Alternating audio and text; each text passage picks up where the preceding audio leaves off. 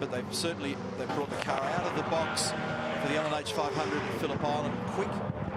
Oh, no, lock. He doesn't need to lock a brake right at that point. He does not need a mark on the tyre. He runs a little wide. This is going to eat some margin for him. It was down under 5 seconds. Nick Percat looking on. Cam McConville also looking on, the partner of James Courtney. And there arrives Craig Lowndes. So now he's starting to put the pressure on in the rear vision. 2:12 for Tander. He lost a heap of time on that one. It's down to 3.7 seconds. There's your gap. 8 laps to go. Now, that's all okay, mate, all okay. 8 to go. Gap still well big enough to get us home. Speed consistent. Don't be advised. So this will be a big incentive for Lowndes. So remember your bias. That message is you can change the percentage of brake front versus rear on these cars. So Garth will adjust it if he feels he needs to. And that all happened at the bottom of the chase. Maybe he was just a little offline trying to avoid what's probably still a fair bit of dirt and debris and a bit of oil down there as well at the moment. Lock the brake. So we'll get a sector split here. We'll see what it looks like in the first sector. 53.2 for Tander. Lowndes will be along any tick of the clock, 53.0. He's taken 2/10 out of him in this first slice of the racetrack.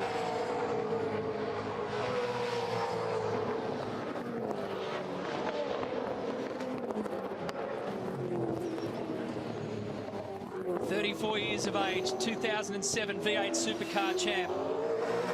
Winner here in 2000 and 2009. 49 career race wins. Here's what happened. It's the other side of the car that's locked up in that instance, so it's the right front that was causing him the grief, and so he couldn't quite stop it. He releases the brake, drives straight ahead. He's going to come up on the back of some lap traffic as well. So 3.3 seconds is now the gap. That's what it looks like. That bright Team Vodafone car will start to loom large for Garth Tander. Lowndes is going to take about 3/10 of a second out of him on this lap, which will bring the margin down to exactly 3 seconds or thereabouts.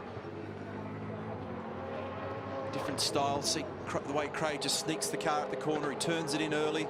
Carries the brake. It's exactly 3 seconds first to second, so he got 3/10 for his trouble on that lap. The green boxes show you how much he's sliced out of Garth Tander. It's lap 153 where the big gain was.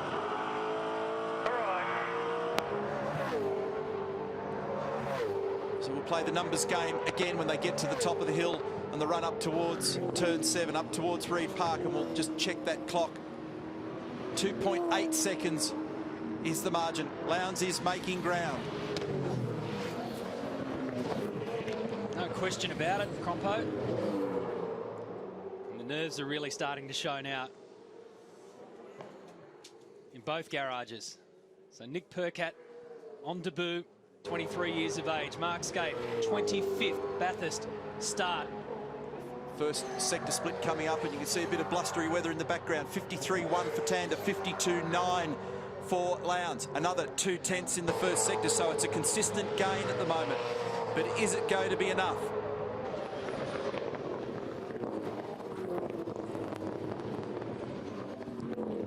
This is not only the time of the year that Craig Lowndes starts to come into this kind of rare form, it's the type of day, the time of day that he does it as well. On this Sunday at this circuit, in the dying laps. He's very, very good round here, isn't he? I mean, it's been 4 wins from 5 starts in recent years. He reads the place very well. They give him a great car, but he does a great job commanding it. And the only man who interrupted that run was Garth Tander with Will Davison in 2009. The Tander car does not look as settled in the middle part of the stop, and that could be related to the little bump up at turn 2 earlier in the day. The car tracked, you see it tracking left to right under brakes down there, under big brake stress. So the split on that lap, well, Lowndes has taken half a second out of him. It's 2.5 seconds. It is building to a grandstand finish. 10.9 for Garth Tander, 2 minutes 10.9, 2 minutes 10.1 for Craig Lowndes. It's 2.3 seconds. He's chewing into the lead of Garth Tander. Watch this thing under brakes. When we see the rear of the car, watch the way it tracks left and right, left and right. It's just a little unstable under brakes. I wouldn't be at all surprised if it's got a little slightly bent steering arm or something like that, which could be related to what happened earlier in the day. The Lowndes car looking a little more stable down there, but Tander's still doing a tremendous job with this motor car. And he's in the lead. And you've got to remember that track position is the very important thing here.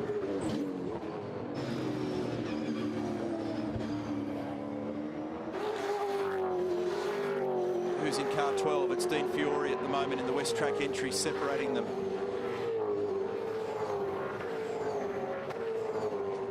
Michael Caruso, who's 12th at the moment, he mustn't have a cool suit because he's talking about how hot it is. He'd be about the only person at Mount Panorama at the moment complaining of being hot.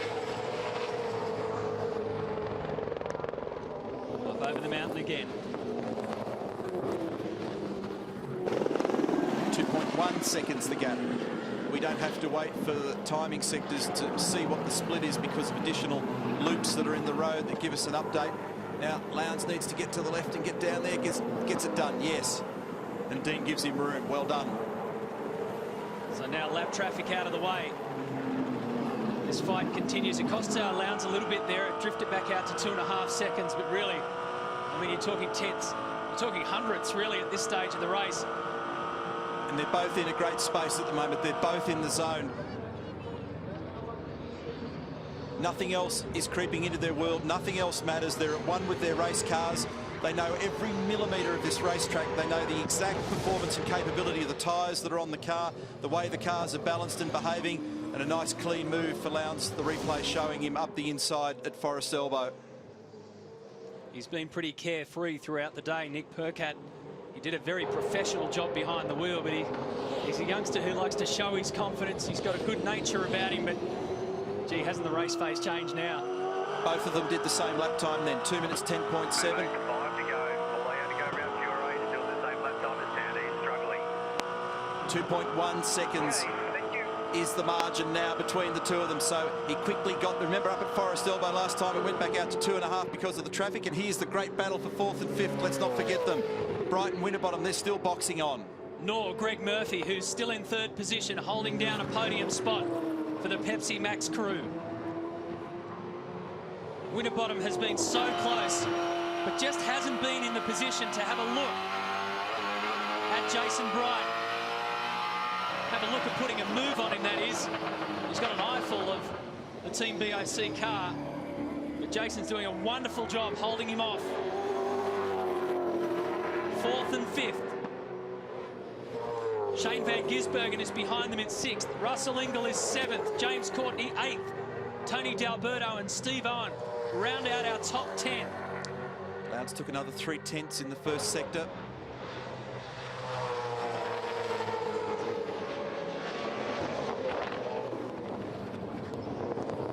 So Murphy at this stage is pretty much the Lone Ranger in 3rd place. He really doesn't have much pressure. Certainly it's a handful for Brighton Winterbottom. They're going to be very busy all the way to the flag, and these guys are just in an incredible arm wrestle at the moment. It's as close as it's been, Crompo. 2 seconds pretty much. Down Conrod. Tander holding him off. Under 2 seconds is the gap. The end of this lap, there'll be 4 left. There's 3rd. Started from pole. Went through the wars like a lot of these guys did. Popped out at the end of the day in a podium fight. For Greg Murphy and Alan Simonson. 1.9 seconds is the gap. 3 out of the last 4 laps. Craig Lowndes has been quicker than Garth Tander. 4 to go. He only got 3 tenths on you on that lap. You're pressing on. You've done an awesome job. It's 1.7 seconds.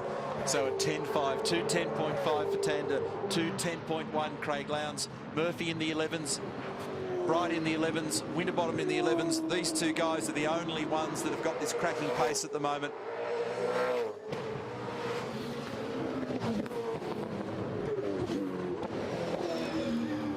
Cars are getting very low in their fuel range now. Fuel load, I should say. look, they're driving. You can just tell with the positions they're taking with the cars and how close they're getting up against the wall, how hard they're pushing. These are like qualifying laps.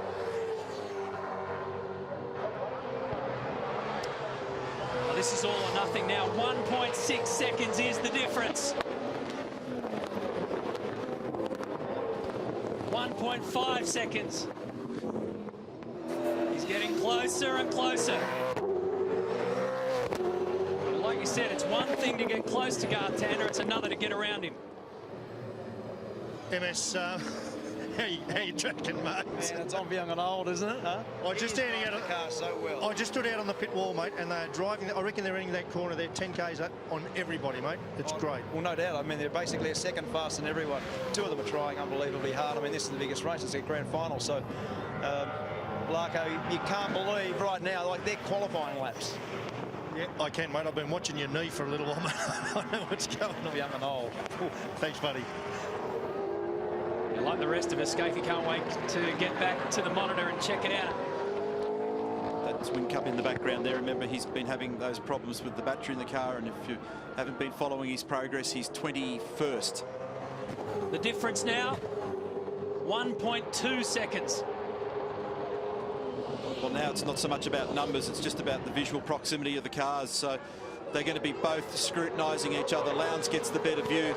Tander will get a sense. Mate, 3 to go, 3 to go. That's a push so hard to get there. On it every time. Yeah, so basically, Tander looks to me as though the rear of the car's just starting to slide a little bit more. He's dragging everything out of it. Oh, he didn't get it turned in at 2. He didn't get it quite on the line that he wanted. This will get Craig even closer again. 3 laps remaining. It's absolutely incredible to think that you can have a motor race that goes almost 6.5 hours,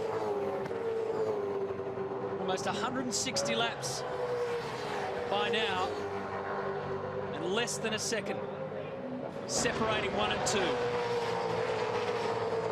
The Holden Racing Team versus Team Vodafone. Tander against Lowndes in an ultimate grandstand finish. He's going to be right on him. He's going to actually get to him, and I wasn't sure that that was going to be the case by the time they got to the flag, but it is actually going to be a genuine battle between these guys, and there's no way on this planet that Tander's going to make it easy. He will fight tooth and nail, and there's no way that Lowndes got anything in his mind other than trying to mow straight over the top. A little anti-roll bar adjustment for the rear anti-roll bar, 1 click for Craig Lowndes. So these guys are going to draw on everything they've got. They've been doing it for a long time. They're both vastly experienced. It's 3/4 of a second. Garth Tander, lanky Western Australian, having a crack at the Victorian. They're both in Holdens, but 2 different flavours, and there's a lot of very strong rivalry between these 2 teams and between these 2 guys.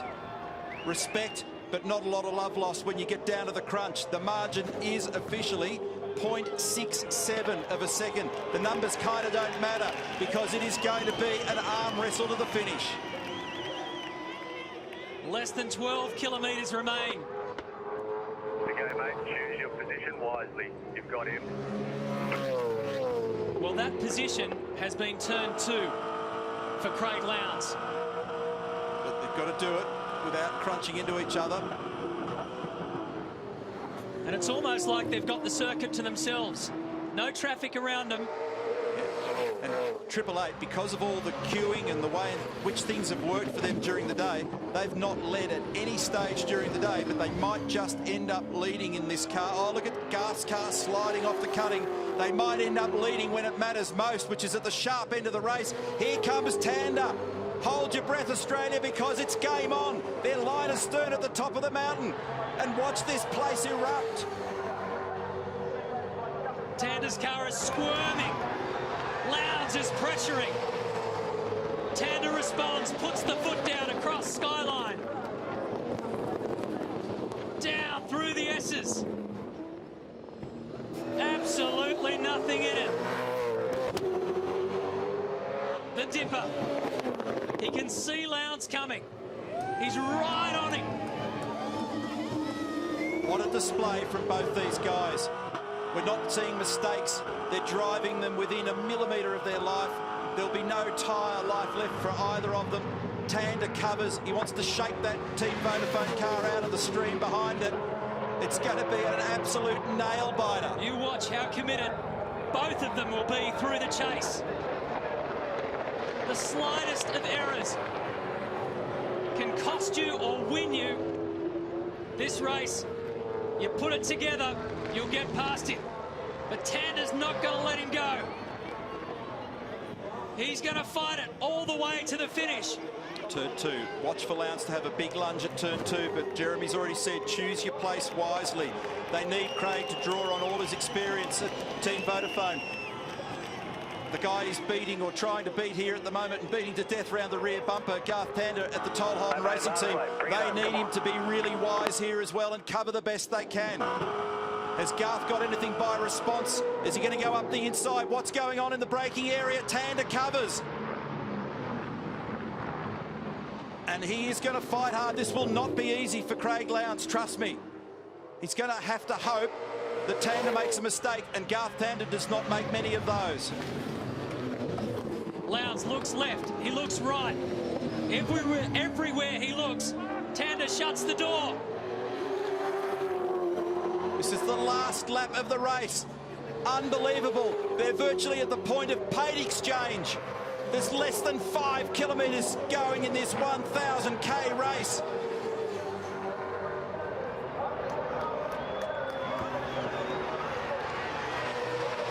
On top of the mountain, they rise as one to see these two extraordinary drivers continue this amazing battle. Can Tander hold on and get his third Bathurst Championship? Can Lowndes round him up and lead the race for the first time when it matters on the deck? Garth is struggling for grip with that car, but he's still got him covered. I don't know whether he's got enough. It's just amazing. It's almost impossible to read. He does everything that he can to cover. This is for the biggest prize in Australian motor racing. Tander by 2 car lengths at the moment over Lowndes. Lowndes has a look. Remember the brave move a couple of laps ago. He has a big crack under brakes. Tander holds on. One more opportunity for Craig Lowndes to have a crack. It's been more than 30 years since a rookie claimed victory at Mount Panorama in a legendary finish. This is the year of the rookie and the pro. Tander and Nick Percat are the champions. What a race. Well done, Greg Murphy too, and everybody at Pepsi Max. But that's extraordinary. What a pro, Garth Tander.